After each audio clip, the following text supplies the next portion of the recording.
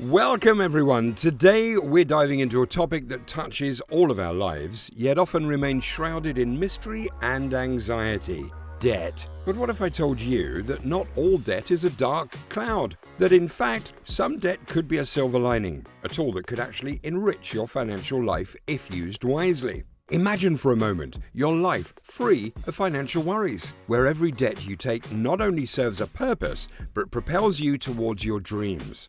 Sounds too good to be true. Stay with me as we unravel the secrets of good debt versus bad debt. And I promise you'll discover ways to turn what often seems like a financial burden into a powerful ally. Whether you're struggling with loans, feeling trapped by credit card debt, or simply planning your financial future, today's episode is tailored for you. We're not just talking numbers and theories, we're about to change how you view and handle your money forever. Don't miss out on transforming your financial understanding and possibly your financial destiny. Stick around as we break down complex concepts into simple, actionable steps that could lead you to a more prosperous life. Let's get started and unlock the potential of good debt. For many, the word debt feels very heavy and negative. A lot of finance experts encourage living a life completely free of debt. Some even suggest destroying your credit cards, which is good advice for some, especially if you tend to overspend. If you can't control your spending, getting rid of your cards is important.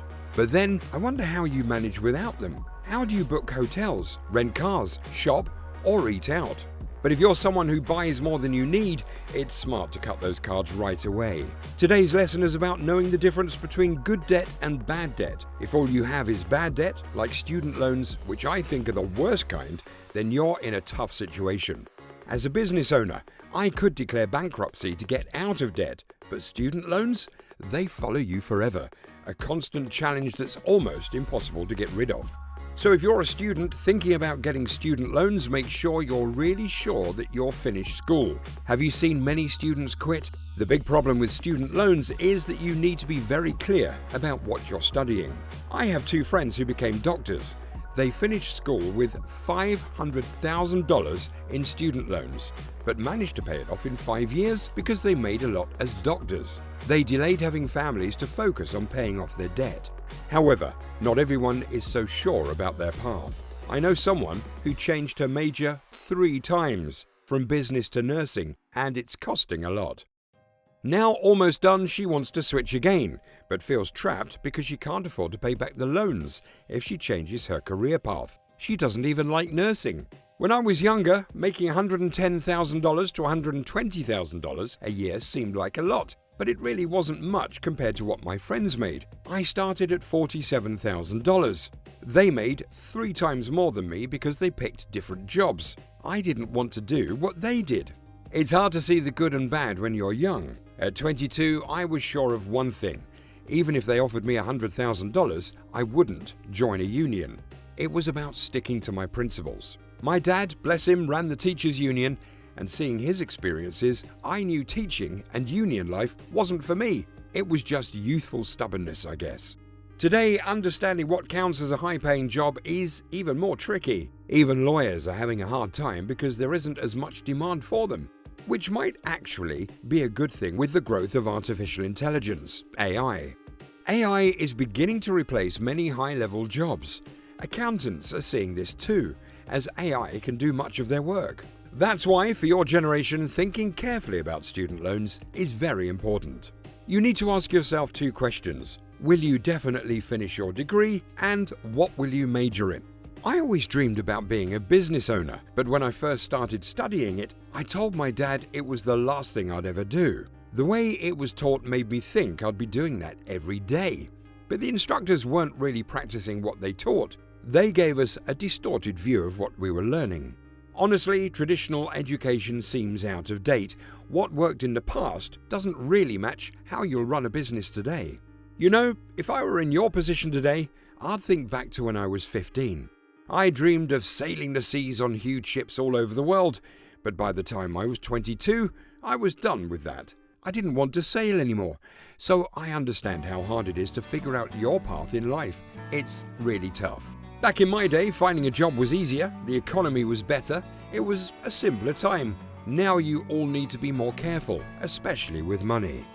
Let's dive into the topic of debt.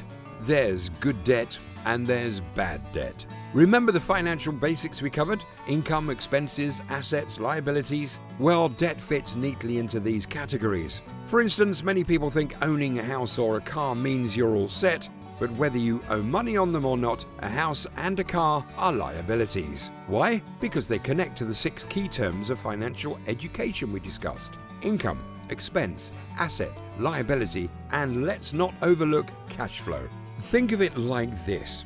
The average person works a job where money comes in and then it goes right back out to pay for their home with a mortgage. It's a never-ending cycle. So why isn't a house you live in considered an asset? It's because it pulls money out of your pocket instead of putting money in. When I own a rental property, that's different. It actually brings money into my pocket each month.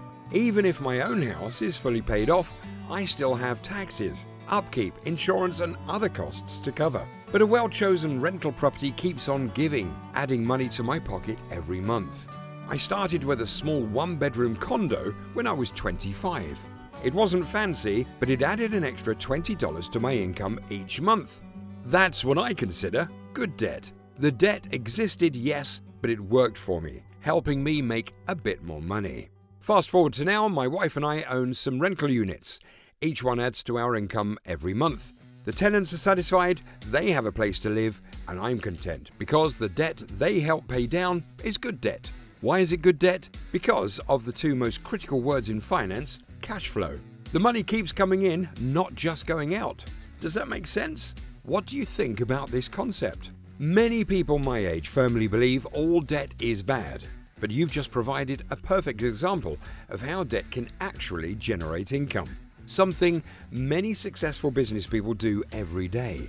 A lot of folks have student loans, and this type of debt consistently drains money from their pockets. You might argue that a job covers that, but then you're actively working to pay it off. See, I don't work for the money from my rentals anymore. I set up those deals once, and they keep generating more returns each year. I use loans to finance them, but instead of depleting my resources, these loans boost my income. This is what determines if debt is good or bad. Good debt adds money to your pocket. Bad debt takes it away. To make debt work for you, you need to be very clever. That's why I started learning about real estate at 25 and never stopped.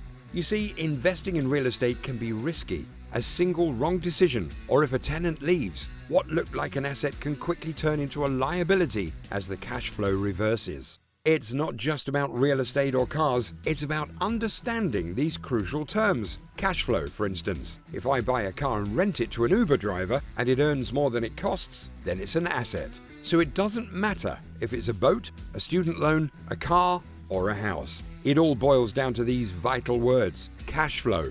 In your accounting classes, did they ever emphasize this? They never mentioned it to me in college. Why do you think that is? You said earlier that some teachers teach concepts they don't use daily or only know from books. You've taken accounting classes too, right? Yeah, and it was tough at first. I only really understand it when I took the class again with a real accountant as my instructor. My advisor taught me in 1 hour what I couldn't learn all semester from a teacher who wasn't actively practicing accounting. Here's the main point. It doesn't matter if it's a house, a car, or a student loan. What matters is where the cash flows. If it flows into your pockets, it's an asset. That's a good debt. But if it pulls money from you, that's bad debt. It's like Donald Trump, who calls himself the king of debt because he knows how to handle it effectively. Whether you're working a job or running your own business, managing where your money goes is crucial. Think about this. Most people have a job and their earnings go straight to taxes. Trump and I, as business owners, handle our money differently. We don't let our earnings flow directly to the government. For us, it's about turning our activities into assets, not liabilities. Don't fear debt, but learn to use it wisely. Good debt puts money in your pocket. Can a credit card be good debt? It depends on what you use it for. If you use it to buy something that will make you money, like an investment, then it's a good debt. But if it's for something like an expensive jacket you want, then it's not. Thank you for joining me on this discussion about understanding and managing debt. The following are a few thoughts to consider. Access your own debt. Look at any debts you have and categorize them as good or bad. Ask yourself, is this debt putting money in my pocket or is it taking money out? Reflect on how you might turn a bad debt into a good one or how to avoid similar bad debts in the future. Financial goals. What are your financial goals for the next year, the next 5 years, or even the next decade? How can understanding good and bad debt help you achieve these goals? Educate yourself further. If today's discussion sparked your interest, consider diving deeper. There are many resources available, from books and online courses to workshops about financial literacy. Knowledge is power, especially when it comes to finances. Discussion with others. Discuss these concepts with friends or family members. Talking about finances can sometimes be taboo, but open discussions can lead to new insights and shared strategies for managing money. Plan your next steps. Finally, think about one action you can take this week to improve your financial situation. It could be reviewing your budget, consolidating a loan, or even just setting up a meeting with a financial advisor. Remember, the journey to financial freedom isn't about making huge leaps overnight, but rather about making consistent, wise choices over time. I encourage you to take what you've learned today and use it to make informed decisions that lead to a prosperous future. If you found this video helpful, please like, share, and subscribe. It helps us reach more people and create content that empowers everyone. Remember, stay smart about your finances. Here's to your investing success, profitable investing.